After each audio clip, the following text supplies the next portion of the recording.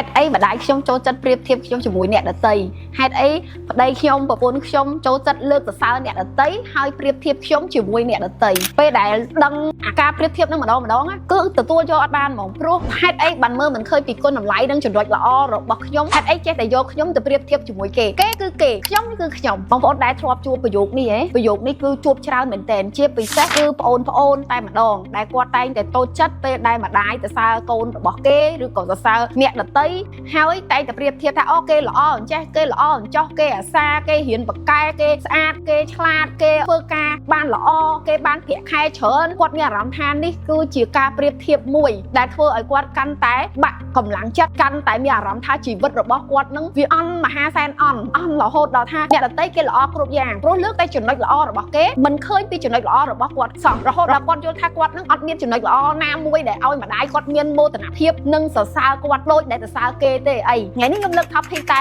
ចំពោះកូននិងម្ដាយឯងដោយសារតែជួបច្រើនហើយធ្លាប់បានជាអ្នកផ្ដាល់យោបល់ដូចគ្នាដូច្នេះលោកប៉ាអ្នកម៉ាក់ទាំងអស់គ្នាបរិបទសង្គមយើងនេះគឺវាមានការផ្លាស់ប្ដូរខ្លាំងមែនទែននៅក្នុងសម័យ Digital ទាំងលឿនទាំងមានឱកាសនៅក្នុងការស្រាវជ្រាវស្វែងយល់និងរៀនសូត្រពីអ្នកផ្សេងទៀតអញ្ចឹងបើសិនជាយើងទៅរៀនអំពីបទពិសោធន៍និងអ្វីដែលយើងមើលឃើញមក apply ឬក៏យកវាមកជាចំណុចវិជ្ជមានគឺយើងអាចរៀនសូត្របានឧទាហរណ៍ថាពេលដែលយើងឃើញនរណាម្នាក់ដែលគាត់ធ្វើចំណុចល្អហើយកូនរបស់យើងអត់មានគាត់ចូលចិត្តរៀនគាត់ជាក្មេងតស៊ូគាត់ជាក្មេងឆ្លាតវៃគាត់ផ្ដោតលើការរៀនសូត្ររហូតដល់គាត់រៀនពូកែអញ្ចឹងអាចចំណុចទាំងអស់ហ្នឹងគឺជាចំណុចដែលយើងធ្វើយ៉ាងណាឲ្យកូនរបស់យើងចាប់ផ្ដើមទៅរៀនសូត្រដែលមិនមែនជាភាសាដែលយើងថាអូកូនគេមួយថ្ងៃគេគិតតែរៀនហើយយើងនឹងគិតតែដើរលេងយើងខ្ជិលយើងមិនស្ដាប់បង្គាប់ឪពុកម្ដាយកាលណាយើងនិយាយអញ្ចឹងវាប្រៀបដូចជាយើងយកសាំងទៅចាក់នៅលើភ្លើងអញ្ចឹងវាធ្វើឲ្យមនុស្សកាន់តែឆេះឈួលហើយខឹងហើយរហូតដល់ថាបោះបង់លេងចង់តស៊ូព្យាយាមជំនះនៅលើឧបសគ្គនៅលើវិថីដែលគាត់កំពុងជួបហ្នឹង